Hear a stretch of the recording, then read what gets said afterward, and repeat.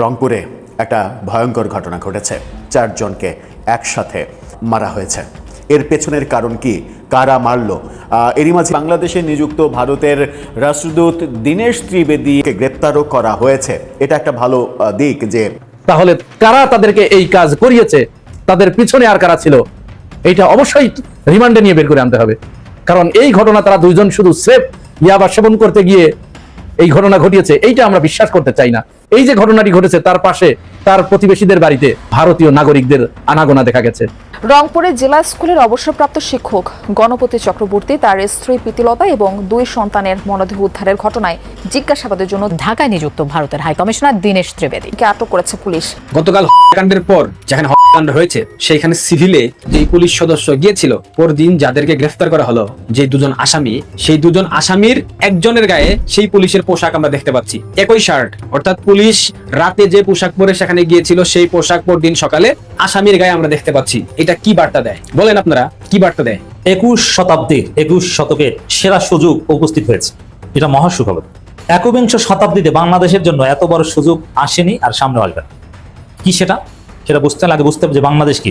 সম্মানিত দর্শক, আপনারা ইতিমধ্যে বুঝে গেছেন যে আজকের ভিডিওটি কি সম্পর্কে হতে যাচ্ছে। আসলে আজকের ভিডিওটিতে আমরা একটি গুরুত্বপূর্ণ আপডেট নিউজ সংবাদ আপনাদেরকে জানিয়ে দেব, যেখানে চাঞ্চল্যকর কিছু তথ্য বেরিয়ে এসেছে বর্তমান সরকার এবং বিভিন্ন দলীয় সংগঠনের কাছ থেকে। আসলে বর্তমান সরকার দেশে বিভিন্ন প্রকারের আসলে কারচুপি করছে। তাছাড়াও আওয়ামী লীগের যেই মূল প্রধানমন্ত্রী ছিল শেখ হাসিনা, তিনিও দেশে আসতে চলেছেন, কেননা সরকার ইতিমধ্যে একটি বড়সড় ভুল করে ফেলেছেন, যার কারণে কিন্তু শেখ হাসিনা দেশে ফিরতে পারেন। এবং আজকের এই সংবাদে বিভিন্ন প্রকার চাঞ্চল্যকর তথ্য আপনারা জানতে পারবেন, যার ফলে কিন্তু আসলে আপনাদের বাংলাদেশের সম্পর্কে টোটালি একটা নলেজ পেয়ে যাবেন। তো দেখতে থাকুন সম্পূর্ণ ভিডিওটি। একই পরিবারের 4 জনকে হত্যা করেছে যে 2 যুবক যাদেরকে গ্রেপ্তার করা হয়েছে, তারা স্বীকারোক্তিমূলক জবানবন্দি দিয়েছে, তারা 2 জনই হিন্দু। এরা আবার 2 জনই ওই গগনপতির আশেপাশের লোকজন, প্রতিবেশী ধরনের। রংপুরে এই ধরনের ঘটনা ঘটলো কেন, এইখানে কিন্তু একটা প্রশ্ন থেকেই যায়। আপনারা জানেন রংপুরে কিন্তু বেশ কিছুদিন ধরে বড় ধরনের একটি গোলযোগ বাঁধানোর জন্য পার্শ্ববর্তী দেশ থেকে ব্যাপকভাবে প্রচেষ্টা চালানো হচ্ছে। আপনারা জানেন ওই এলাকায় পৃথিবীর সবচেয়ে বড় রাম মন্দির এটা স্থাপন করতে গিয়েছিল।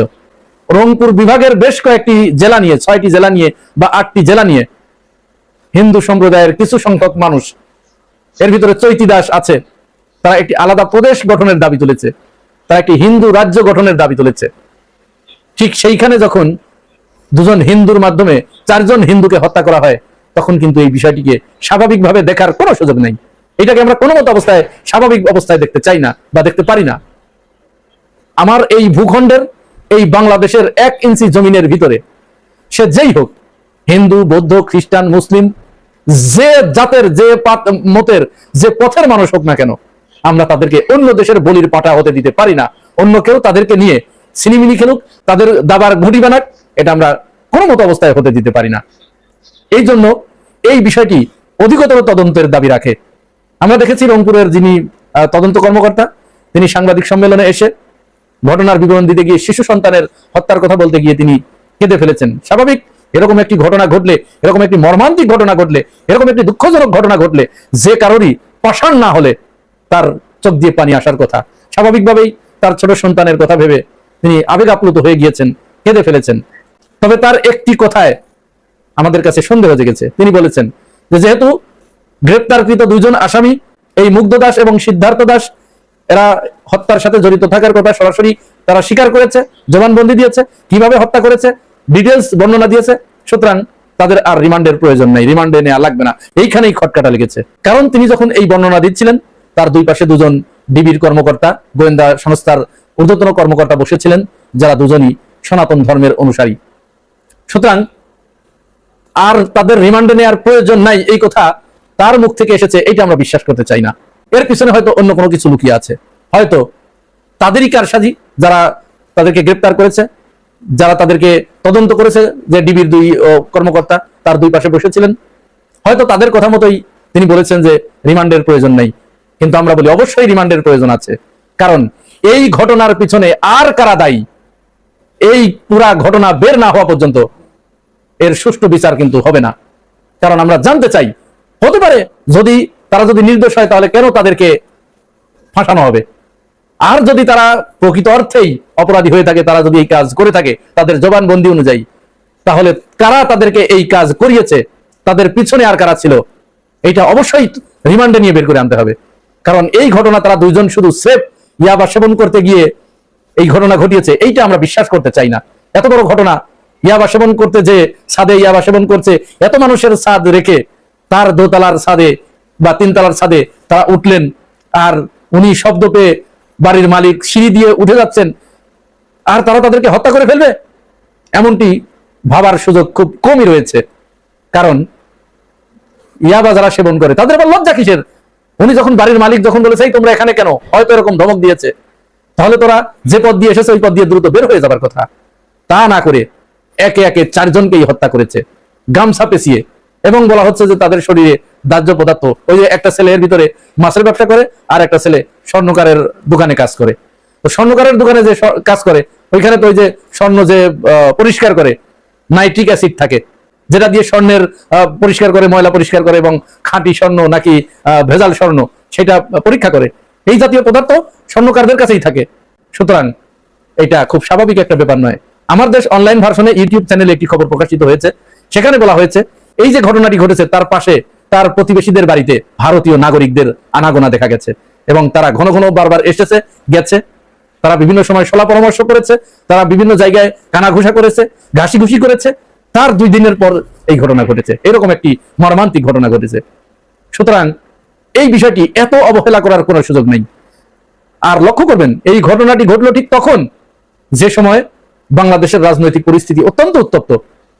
বাংলাদেশ মক্কা জোটে যোগ দেবে কিনা এই বিষয়টি নিয়ে ভারত যখন অস্থির হয়ে গেছে, বাংলাদেশের প্রধানমন্ত্রীকে জোর করে হলেও ভারত সফর করাবেন, এবং সেখানে নিয়ে গিয়ে যে কোনো ভাবে ভারতে নিয়ে যেতে পারলেই তাদের কার্যসিদ্ধি হয়। এই যখন অবস্থা, প্রধানমন্ত্রী তারেক রহমান যখন ভারতে যেতে অস্বীকৃতি জানাচ্ছেন, কারণ তিনি তার নিরাপত্তার ব্যাপারে শঙ্কিত।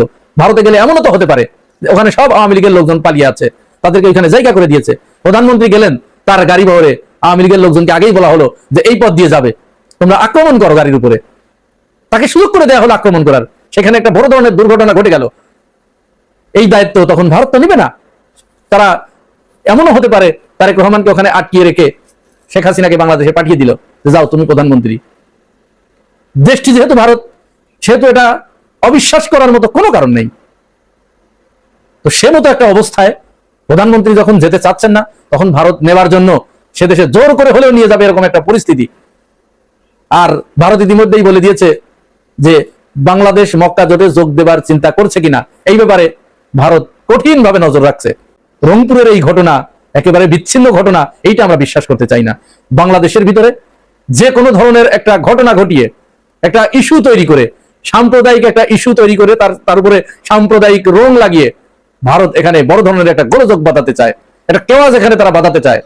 বাংলাদেশের সামনে 21 শতাব্দীর 21 শতকের সেরা সুযোগ উপস্থিত হয়েছে। এটা মহা সুখবর। তারেক রহমান এবং ডাক্তার শফিকুর রহমান এই 2 জন সিদ্ধান্ত নিলেই সম্ভব। আমরা বলবো যে আপনার জরুরি সিদ্ধান্ত নিন।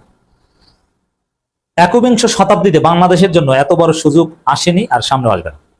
কি সেটা বুঝতে লাগে, বুঝতে হবে যে বাংলাদেশ কি। বাংলাদেশ একটা মুসলিম কান্ট্রি, বাংলাদেশের আইডেন্টিটি মুসলিম। শহীদ প্রেসিডেন্ট জিয়াউর রহমান তিনি যে রাজনীতি স্টার্ট করে দিয়েছেন বাংলাদেশের জন্য, যে মানদণ্ড সেট করে দিয়েছেন, ওইটাই বাংলাদেশের আসল পরিচয়। বাংলাদেশে অনেক বিষয় নিয়ে পাঠচক্র হয়, অনেক বিষয় নিয়ে বিতর্ক হয় যে আমাদের পরিচয় কি, আমরা কি বাংলাদেশি না আমরা বাঙালি। এখন বাংলাদেশিরা ক্ষমতায়, আমরা বাংলাদেশি, এবং বাংলাদেশি কি, আমরা কি মুসলিম, বাংলাদেশি মুসলিম না বাঙালি মুসলিম, আমাদের আত্মপরিচয় কি। আমাদের আত্মপরিচয় নিয়ে অনেক বিশ্লেষণ গবেষণা অনেক কিছু আছে। এই সব বিতর্কের সমাধান হচ্ছে আমাদের আত্মপরিচয়, আমরা বাংলাদেশি মুসলিম। জিয়াউর রহমান বাংলাদেশের সংবিধানকে 5ম সংশোধনী মাধ্যমে বাংলাদেশি মুসলিম আইডেন্টিটি সেট করে দিয়েছেন। কিন্তু বাঙালি সেকুলার হিন্দুত্ববাদী, বাঙালি সেকুলার চিন্তা, বাঙালি সেকুলার আইডেন্টিটি এটা পরাজিত হয়ে ভারতে পালিয়েছে পাশাপাশি। তাহলে বাংলাদেশের এখন জাতীয় পরিচয় কি? ওই যে জিয়াউর রহমান যেটা সেট করে দিয়ে গেছেন, যেটা সংবিধানে ঢুকিয়ে দিয়ে গেছেন, বাংলাদেশের সংবিধানে শুধু বিসমিল্লাহ, বাংলাদেশের সংবিধানের মূলনীতিতে সর্বশক্তিমান আল্লাহর উপর পূর্ণ আস্থা বা বিশ্বাস, বাংলাদেশের পরিচয় রাষ্ট্রধর্ম ইসলাম,